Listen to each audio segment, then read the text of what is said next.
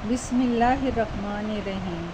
السلام علیکم دوستو، کہانی اس پیغام کا تیسرا اور آخری حصہ پیش خدمت ہے۔ رحمت علی میرے چچا کا اکلوتا بیٹا ہے۔ ہم دونوں ہم عمر اور بچپن کے ہم جولی رہے ہیں۔ ہم میں بے پناہ پیار تھا۔ ہم اکٹھا کھیلتے کودتے بڑے ہوئے، یہاں تک کہ ہم شادی کی عمروں کو پہنچ گئے۔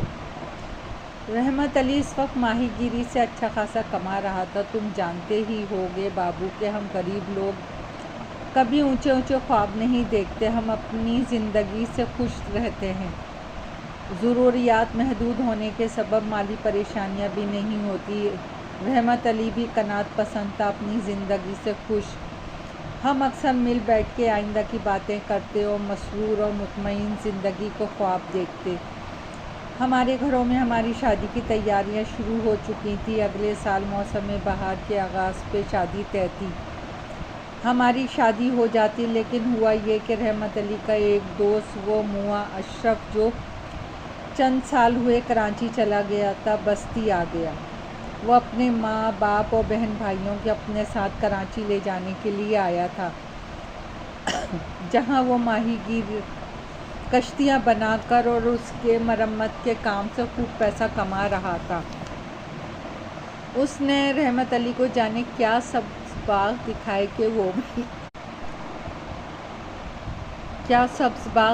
کہ وہ بھی کراچی جانے اور ڈھیروں پیسہ کمانے کے سبز باغ دیکھنے لگا۔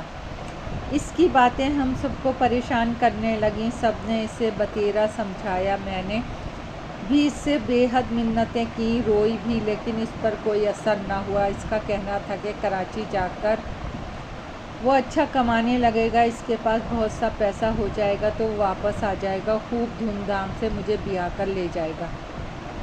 لیکن کراچی جا کے وہ ہم سب کو بھول ہی گیا۔ اسے مجھ سے کیے ہوئے وعدے بھی یاد نہ رہے۔ ادھر مجھے بھی کوئی ایسا بندہ نہ مل سکا جو کراچی جا کے اس سے ملے، اس کا اتا پتہ معلوم کرے، اسے میرے پاس آنے کو کہے۔ بابو تم کراچی جاؤ تو وہاں گھارو گھاٹ جاؤ، وہاں رحمت علی ضرور تمہیں مل جائے گا۔ تم اسے کہنا اگلی پورماشی تک وہ واپس نہ آیا تو میں خود اس کو لینے پہنچ جاؤں گی۔ اتنا کہہ کر وہ پتھر سے اٹھ گئی۔ اب میں چلتی ہوں بابو، تم ضرور رحمت علی کو میرا پیغام پہنچا دینا۔ میں پتھر پہ بیٹھا اسے دریا کی طرف بڑھتا اور تاریکی میں مدغم ہوتے دیکھتا رہا۔ پھر اس کے کشتی کھیننے کی آواز سنائی دے رہی تھی۔ پھر خاموشی چھا گئی، شاید اس کی کشتی دریا میں بہت دور جا چکی تھی۔ میں کچھ دیر اس عجیب و غریب سی ملاقات کے بارے میں سوچتا رہا اور پھر بے یقینی کے سمندر میں غوطہ زن کھاتا رہا۔ رات کے اس پہر اس سیلاب زدہ علاقے میں ایک اجنبی عورت کا یوں تلاطم دریا پار کر کے میرے پاس آنا، اپنی کہانی سنانا عجیب پراسرار اور ناقابل یقین سی بات ہی تھی۔ مجھے اس پر خواب کا گمان ہو رہا تھا، لیکن حقیقت کو جھٹلانا بھی ممکن نہیں تھا۔ کراچی واپس پہنچنے کے کچھ عرصے بعد تک میں ضروری دفتری اور اموری نمٹانے میں دیگر ضروری کاموں میں مصروف رہا۔ پھر جو مجھے فرصت میسر آئی تو میں چھوٹے بھائی آصف کو لے کے، جسے میں تمام واقعات سنا چکا تھا، خاصا طویل سفر طے کر کے گھارو گھاٹ جا پہنچا۔ وہاں ماہی گیروں اور کشتی بنانے والوں کی بڑی وسیع اور عریض آبادی تھی۔ وہاں بڑے پیمانے پہ ماہی گیر کشتی بن رہی تھی، مرمت ہو رہی تھی، لاتعداد مزدور کاریگر کام کر رہے تھے۔ وہاں ہمیں اشرف علی کو ڈھونڈنے میں بڑی مشکل پیش آئی۔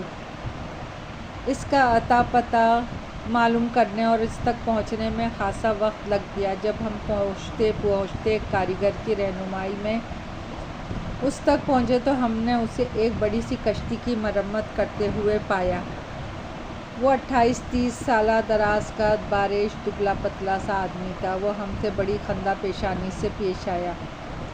میں نے اس سے پوچھا کہ آیا وہ مشرقی پاکستان سے آیا ہے تو اس نے اسباب میں سر ہلایا اور بتایا کہ اس سے اور اس کے خاندان کو وہاں سے ہجرت کیے کئی سال گزر چکے تھے۔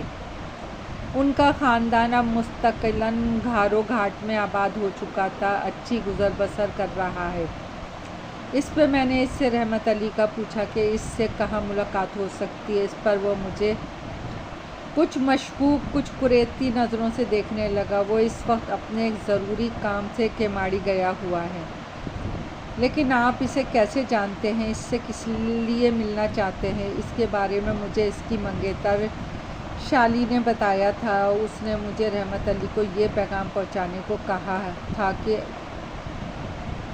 وہ اگر اس پورم ماشی کو اس کے پاس نہ پہنچا تو وہ خود آ کر اسے اپنے ساتھ لے جائے گی۔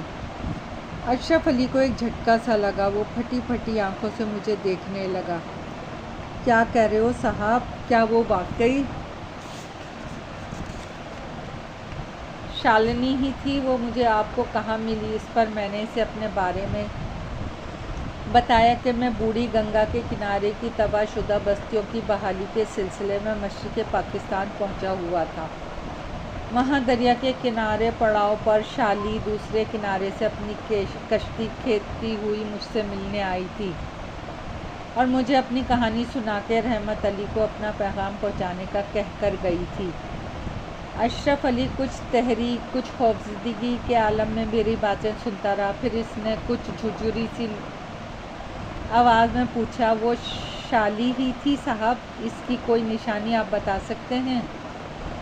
ہاں، وہ واقعی شالی ہی تھی۔ سانولے رنگ کی تھی، خوبصورت سی۔ اس کی دائیں آنکھ کے اوپر کسی پرانے زخم کا نشان۔ میں نے کہا، اس کا رنگ اڑ گیا، جسم پہ گویا لرزہ سا طاری ہو گیا۔ کیا کہہ رہے ہو صاحب؟ شالی آپ سے ملنے آئی تھی؟ وہ تو مر چکی ہے۔ جب رحمت علی میرے ساتھ اپنی بستی سے رخصت ہوا تھا تو اسی سال بوڑھی گنگا میں زبردست سیلاب آیا تھا، جس سے اس کے کناروں کی تمام بستیاں بہہ گئیں۔ مرنے والوں کی جو لاشیں نکالی گئی تھیں ان میں شالی کی لاش بھی تھی، جسے دوسروں کے ساتھ قبر میں دفن کر دیا گیا۔ میں دہشت زدہ سا اسے دیکھنے لگا۔ یہ تم کیا کہہ رہے ہو؟ کیا وہ واقعی مر چکی ہے؟ ہاں صاحب، اب رحمت علی آتا ہے تو میں اسے کہتا ہوں کہ شالی کی روح اب تک تیرے انتظار میں بھٹک رہی ہے۔ اشرف سے یہ ملاقات ایسی تھی جیسے کئی دنوں تک مجھے خوفزدہ اور بے چین کیے رکھا۔ میرا ذہن یہ ماننے سے انکاری تھا کہ میں نے ایک روح سے ملاقات کی تھی۔ عین ممکن تھا کہ دریا سے جو لاشیں برآمد ہوئی تھیں وہ شالی کی نہ ہو، بلکہ اس سے ملتی جلتی صورت کی کسی اور عورت کی ہو۔ ایک دن میں ہی کوئی سوچ رہا تھا کہ ایک دن میرے ذہن میں بجلی کی طرح خیال پھوندا۔ میں نے آصف سے جو اخبار پڑھ رہا تھا پوچھا، آصف کیا آج پورم ماشی نہیں؟ نہیں بھائی جان، پورم ماشی کل تھی، یہ دیکھیں اخبار۔ میں نے مستبرانہ اس کے ہاتھ سے اخبار لے لیا۔ دوسرے ہی لمحے میری نظر ایک نمایاں خبر پہ جم گئی۔ منوڑا سے کیماڑی آنے والی ماہی گیر کشتی الٹ گئی۔ کشتی راں رحمت علی ڈوب کر ہلاک۔ یہ ہے عزیز بیٹی میرے ساتھ پیش آنے والا انتہائی پراسرار اور ناقابل یقین سا واقعہ، جسے میں عمر بھر نہ بھلا سکا، چچا نے کہا اور حقہ گڑگڑانے لگے۔ دوستو، کہانی پسند آئی ہو تو لائک اور سبسکرائب کیجیے گا۔ آپ کی دعاؤں کی طلبگار۔